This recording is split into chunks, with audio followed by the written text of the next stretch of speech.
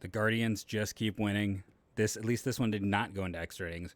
We're going to talk about the infamous Jonathan Lucroy trade because it relates to this game. And we're going to talk also about the Andrew Miller trade because it also weirdly relates to this Rays team.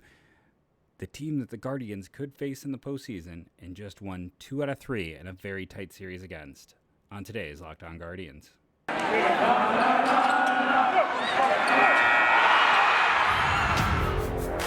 You are Locked On Guardians, your daily podcast on the Cleveland Guardians, part of the Locked On Podcast Network, your team every day.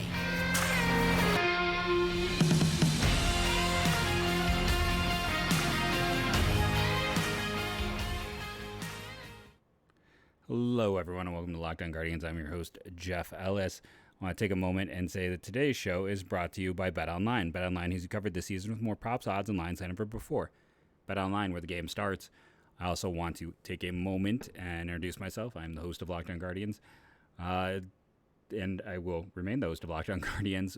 I think Monday we're going to have my co-host on. I'm looking forward to showcasing him on the show on Monday. Yes, there's a bit of a hint there. Let's see. I also want to thank you for making Locked On Guardians your first listen today and every day, wherever it is you get podcasts. I had one person who always seems to pop up. It's interesting. There are certain people I seem to rub the wrong way, and they love to pop up for negative statements. Did other people feel like yesterday's show wasn't about like a team that made the postseason? Wasn't the entire first segment about the fact that better word choice because I know kids listen, that I am annoyed that people are smack talking this team. This is a fun team, and they've earned the playoff spot. Let me know what you think about that. I also want to talk about. We'll get into game action in segment 2. I was watching the game, as one does. Shawn Armstrong with the loss in this one, and Chang did not play, but you have Chang with the Rays. You have Shawn Armstrong with the Rays. Francisco Mejia, I believe, started at catcher, right? That's the 3 central figures in the Jonathan Lucroy trade, right? That's kind of, at least for me, it's kind of funny. Greg Allen being the 4th. And like those other 3 guys were all top 12 prospects at the time for me. Allen was a little bit further down. Eventually, I would put him like as a tail end top 10. But man, talk about how much the system has changed since that trade was, was it like 2015-ish maybe? 2016, right? They made that trade. And then, kind of funny, this team, when it comes to trying to get catchers at the deadline, so they've had 2 trades for difference-making catchers that have fallen through that they thought were done. And then it worked out well for Cleveland because Lucroy turned into a pumpkin after that. For those who don't remember, Guardians committed. They made a trade for Jonathan Lucroy. It was announced. They then later made the Andrew Miller trade. And I'll be honest, at the time I was upset about the Andrew Miller trade because I really believed in Clint, now Jackson Frazier, and I hated giving him up. Ben Heller and JP Feyereisen looked really interesting. And Justice Sheffield was, this team has struggled to produce left-handed starting pitching. Was Justice, right? Yeah, because Jordan was the older brother. And I thought it was a high price to pay for a reliever, no matter how good the reliever. I ended up being very wrong. One of those things where I pat myself on the back for some things. That was one I missed heavily on. But to go back into it, to look at those trades, it's just interesting. Because Lucroy, the Guardians were on his no-trade list. And he had a team option that was, if he could hit free agency, he would make a lot more. And instead, his team option, he would only agree to go to Cleveland if they promised to decline it, which is technically, I don't even think something they could do. You can't promise to decline an option. And it turned into a situation, he ended up deciding to not get traded. It's one of those interesting pivot points in history, honestly, because you go back and the central pieces they then get, Luis Ortiz, not to be confused with the Luis Ortiz who's now excelling for the Pirates, and Lewis Brinson. It was apparently all about the Louise types in that trade. And I feel like there was another piece as well. But that was a time, this is all, I think this is David Stearns in place, maybe slightly before him. because they went out and, I remember writing up that trade and being like, I do not like this trade for Milwaukee. I don't believe in Brinson. He is exactly the type of player I personally avoid. But people always loved the upside there. And you know what? It worked out for Milwaukee because they were able to use Lewis Brinson as the centerpiece to get Christian Yelich. So it didn't hurt them in the end. But it is kind of fascinating. And of course, Lucroy, and he's not water. He's Jonathan Lucroy. That was the end of it. Like he had some good years and he had a bad year and then he kind of rebounded and then he was just lucky to be a backup. But it is kind of fascinating that Tampa has gone out and added all three parts. Armstrong picking up the loss today. In addition to having, Yu-Chen Chang on the roster and having Corey Kluber on the roster. And, there's who else? I mean, this is Cleveland South. 100%. This is Cleveland South. It's just crazy to look at how many Cleveland players, if Yandy Diaz was healthy, Harold Ramirez, they just collect Cleveland players. They had a few years ago Jesus Aguilar. They love to add Cleveland guys, and the two teams trade a lot. So it makes sense. But a lot of these players they've acquired, on waivers and other things. You look at Mejia came over in that, not Austin Hedges, Hunter Renfroe. I don't know why, former teammates in San Diego. But yeah, it's just kind of fun to look at how many Cleveland guys are on this Tampa roster. Tampa needed a win. Their magic number is 1. They did not get it. I thought it was weird that they sent out Armstrong for a second inning. That's the thing. Like you get into this game, which, like I said, that's going to be segment 2 in a moment. But yeah, it's for a team that's trying to clinch the postseason. They made some weird choices, I thought, in this game overall. But yeah, Cleveland just keeps winning. And yes, Cleveland missed Shane McClanahan. Yes, they missed Drew Rasmussen, and those might be their first 2 starters in the postseason. Glass now is probably going to be a pen arm just because he hasn't pitched enough. And, you go through, Corey Kluber might be their 3rd starter. So hopefully, Cleveland can continue to be successful. And, this was, like I said, I'm trying to avoid getting into this one too much because we're going to save that for in the show. I do want to take a moment and say that Locked On Guardians, along with all other Cleveland podcasts, are now available on Roku and Amazon Fire TV as part of the Locked On Sports Cleveland. More great local sports coverage 24/7, and it's free. Download the Locked On Sports Cleveland app today on Roku and Amazon Fire TV. And let's see. I want to talk about all the Cleveland guys. And then the other funny thing I wanted to talk about. So I mentioned the other trade that happened. And obviously, Clint, now Jackson Frazier, it hasn't worked out. Ben Heller, I thought was a fantastic piece, hasn't worked out. Justice Sheffield hasn't worked out. Can one make a case that JP Feyereisen, who, by the way, the Yankees let go and who was the 4th piece in that trade for Andrew Miller, is the most successful major leaguer? And even if you go and you add in the guys who are currently from the Lucroy deal, those 4, you talk about those 8 players. Feyereisen, he had a setback. He's going to miss most of this year. But you look at what he was doing, and again, it's kind of crazy because the Yankees released him. The Brewers claimed him. Brewers are very good at pitcher development. The Yankees are not good at pitcher development. Feyereisen, at the time of that trade, I said Heller was the number 2 relief prospect in system. Feyereisen was the number 2. Did I say that right? Heller 1, Feyereisen 2. And then he was already in Double-A with Cleveland. He was missing a ton of bats, and then all of a sudden he stopped missing bats with New York. Milwaukee fixes him in half a year after they acquire him. He becomes, with Rasmussen, the 2 central pieces to get Willy Adames, so they actually have a shortstop in Milwaukee.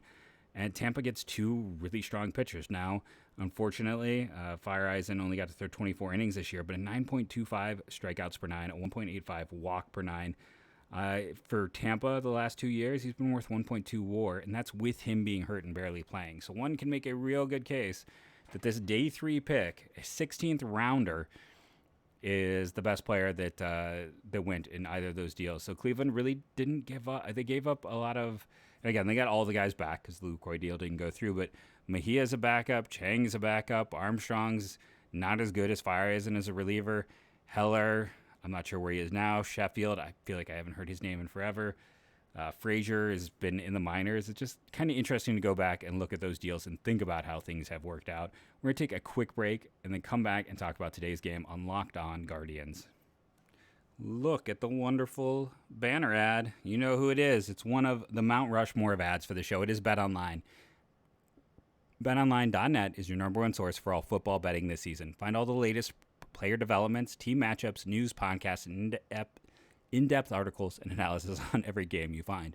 And as always, BetOnline remains your continued source for all of your sports wagering information with live betting and up-to-the-minute scores for every sport out there. The latest, fastest, and easiest ways to check in on all of your favorite games and events, including MLB, MMA, boxing, and golf. Head to betonline.net or use your mobile device to learn more. BetOnline, where the game starts. You know, again, I always say it's always worthwhile to go to these sites to get information, even if, like, you know, betting isn't your thing. It's right there in the title because Vegas knows first. The gambling sites know first. It is a great source for additional information from the people who, you know, the money is on the line for them. So go check out our good friends at BetOnline today. So this felt like a game where you could have just waited till the 8th inning and then be like, okay, let's watch. If you listen to my preview, I said I thought Springs is a tough matchup. And, I mean, he showed it. 6 innings, 3 hits, no walks, 5 strikeouts, and ERA down to 2.45. Very weird to send out Shawn Armstrong for 2. And it cost them. Like, the first inning went... I mean, I guess when you're getting right down to it, so if we jump to the 7th inning, you know, he strikes out Jimenez, grounds out for Owen Miller, strikes out Arias. So it's a clean inning, but I don't know. I'm nervous about most relievers going 2. That's just the truth of the matter for me as someone who watches a lot of games and follows at a micro and macro level.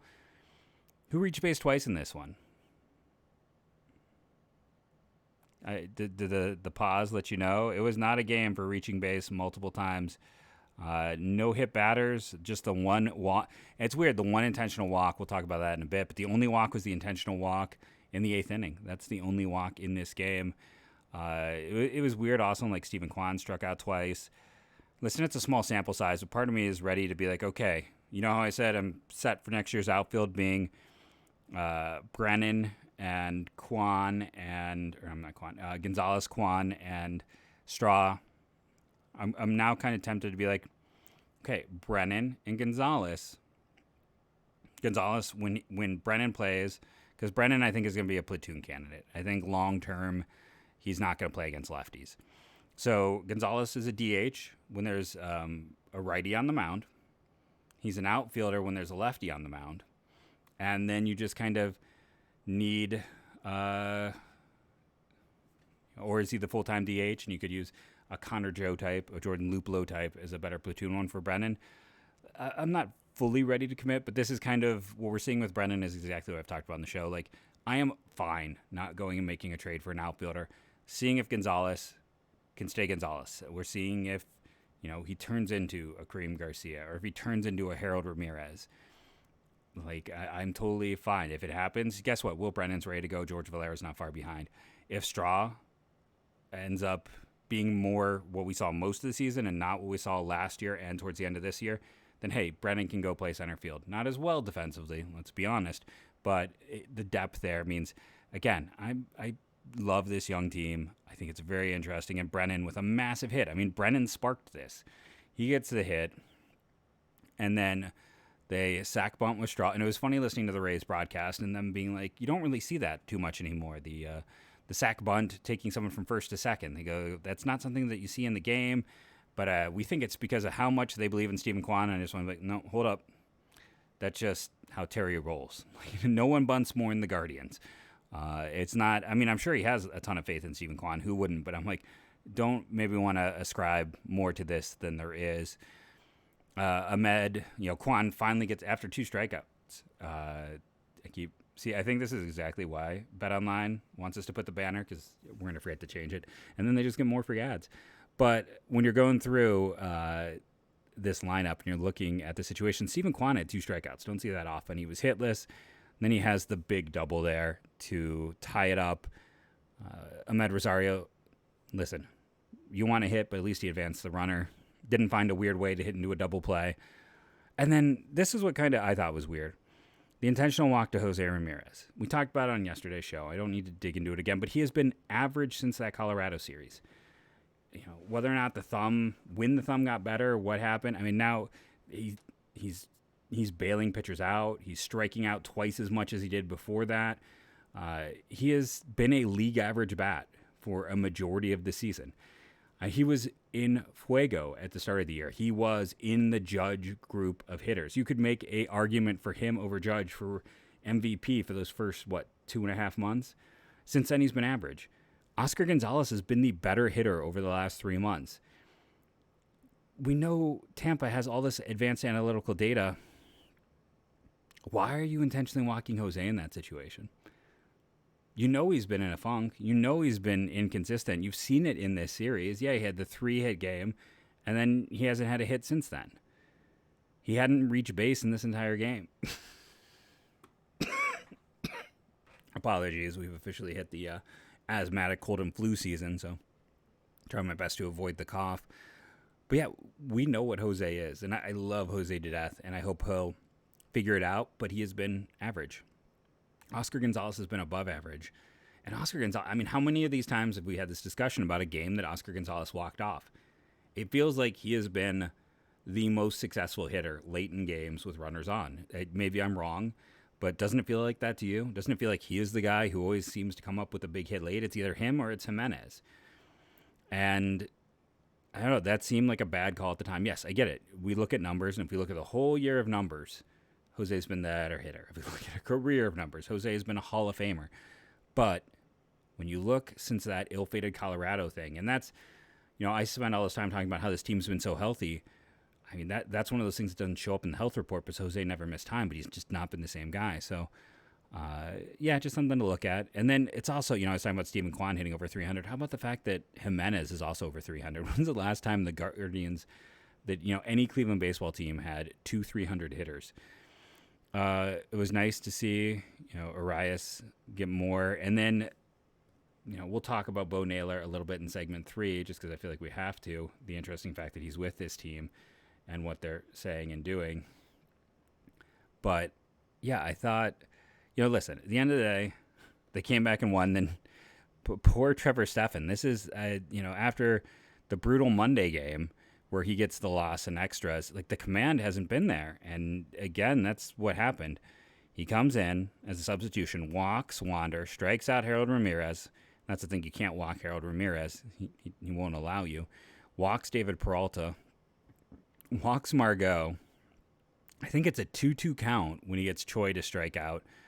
And with, Paredes out there, it's a full count when he gets the pop-up. And again, Andres Jimenez covered so much ground. What a run by him to record that final out. But, this was tighter than it needed to be. And it was interesting, again, watching the Rays broadcast, because I think when it was a 2-2 count, they were like, why are they calling on the split finger?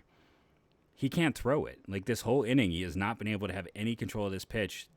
They're why doesn't he go to that slider away? And I know the splitter has been great. That was his addition this year that's really helped him. That slider has been his bread and butter pitch dating back to his college days. So I kind of agreed with that take. I was like, yeah, if sometimes relievers, they don't have their best stuff. Trevor Stephan did not have his best stuff. He still gets the save in this one, third of the year. But it is just mildly concerning for me when you got your Hydra at the back of the pen. You got your 3-headed monster with 99, with Clase, and with Stephan. Honestly, Henches should be considered in it. He's just not used in that role. I would elevate him and Sandlin to a 5-headed beast there. But those big three, and this is 2 innings in a row where Stephan's had some control issues, and he's not been super effective. And he could have easily had, after the loss, another blown game. And that's only reason I'm concerned is because there's not a lot of games left. The postseason is around the corner. And listen, this team has some massive holes compared to other teams who are in the postseason, but their advantage is that bullpen, and the bullpen matters so much more in the postseason that you really need all parts clicking. So a little bit nervous. How does everyone else feel?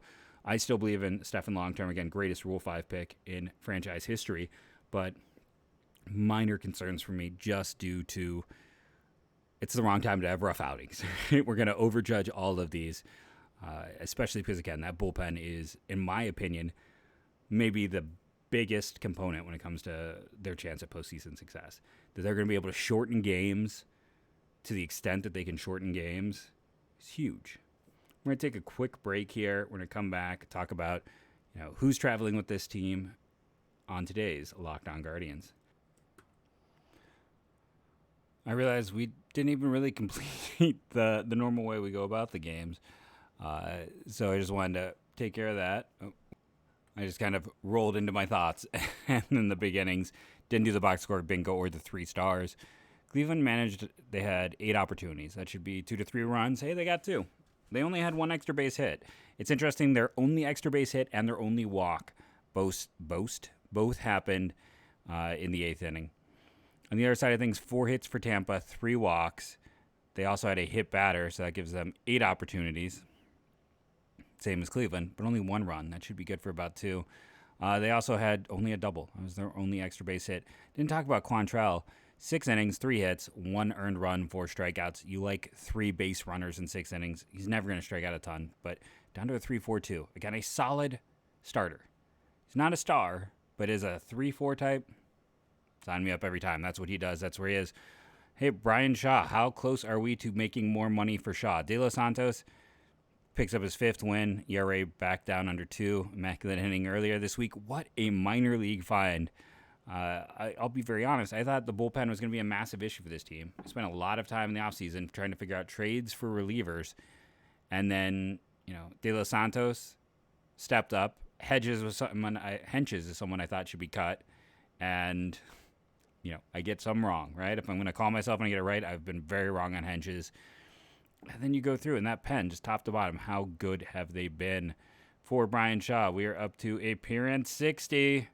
He just made $250,000 more. $250,000 for Shaw with this appearance today. I don't know what I'm doing with my hands. I'm doing something. But yeah, nice, right? He just made, that appearance gave Shaw $250,000 more dollars. He is close to $1 million in just appearances because he's up to 60. He should not be on the postseason roster. He is going to be. And yeah, Trevor Stephan, of course, with his struggles. 3 stars in this one. Quantrill, easy. Will Brennan, he only had the 1 appearance, but man, he set things off in this one. And then Kwan, only extra base hit.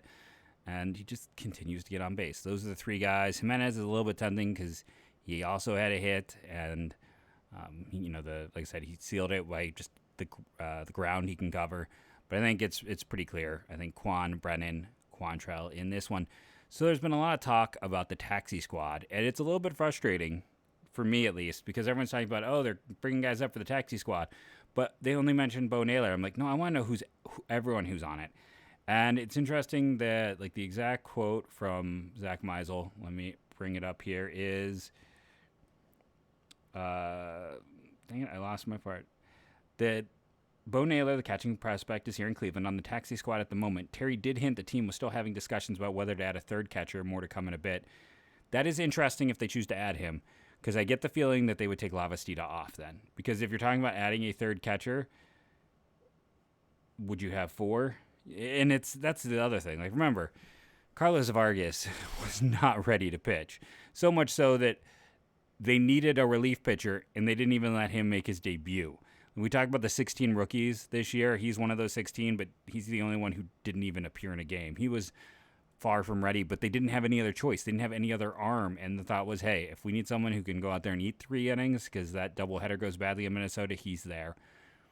That, of course, didn't happen. But this 40-man is so up against it until the offseason when you can make, when Shaw comes off, when Hedges comes off, when you can kind of make a few other decisions. But is it Lavastida? And then it's interesting. Lavastida and Bo Naylor, what a tale of seasons. Bo Naylor didn't even hit 2. He was below the Mendoza line in 21, and Lavastida was flying up everyone's boards and performing well in a top 10 on a lot of places. And then he struggled with health and everything else. And again, Lavastida started the year with this team. If they decide to add Naylor to the roster, it could be at the expense of him because they might feel like after what's occurred this year, he might pass through waivers.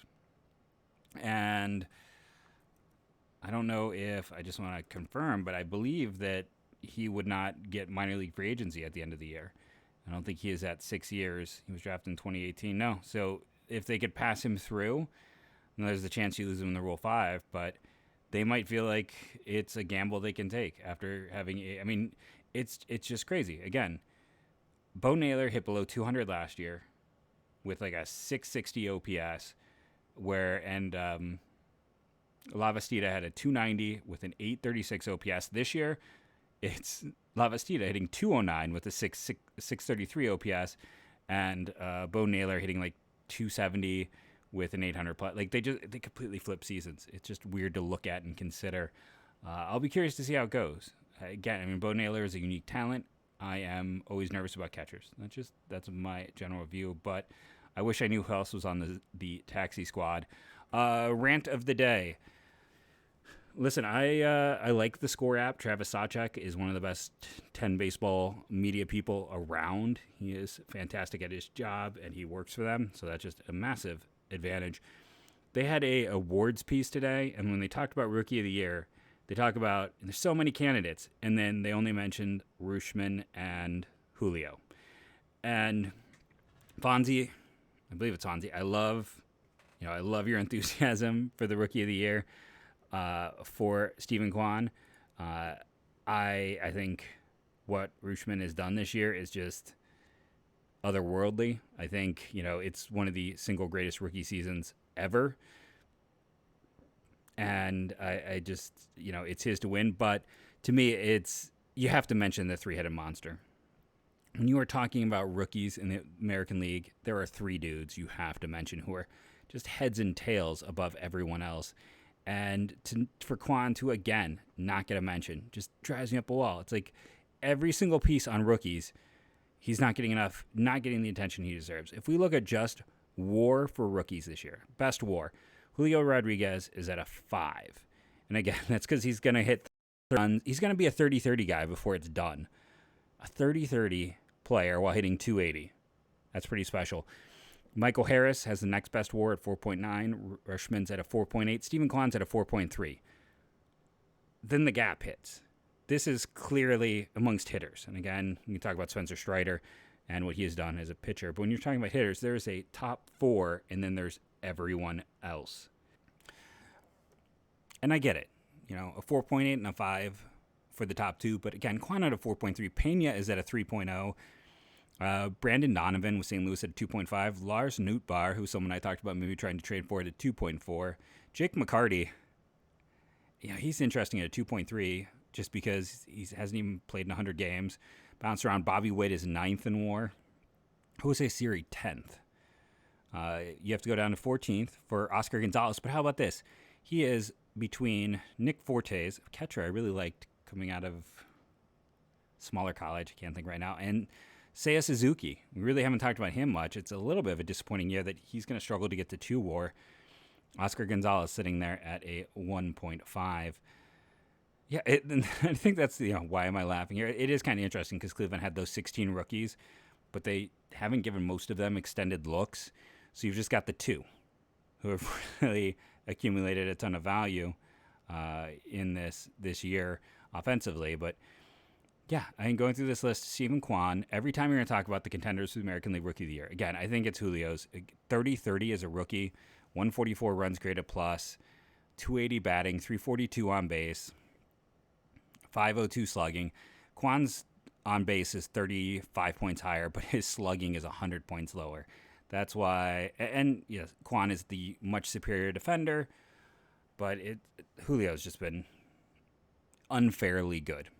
Well, the other side of things, like Rutschman, this is just a takeoff point for him. And his defensive WAR, and that's the thing. Like, if you look at the defensive ratings on FanGraph, they don't love Kwan. So that's part of the value why his is a little lower. But, yeah, it's a three-headed monster. Kwan, he's Rodney Dangerfield. He does not get respect, and that's going to keep annoying me because there is no way, and I'll tell you right now, there's going to be lists. I feel like we're going to see at least 3 to 4 people who don't put him in the top 5 for Rookie of the Year. And I know that sounds crazy, but it's going to happen. You're going to have the homer who's going to put like Bobby Witt 1, which is ridiculous. Anyone who puts Bobby Witt 1 should lose their ballot.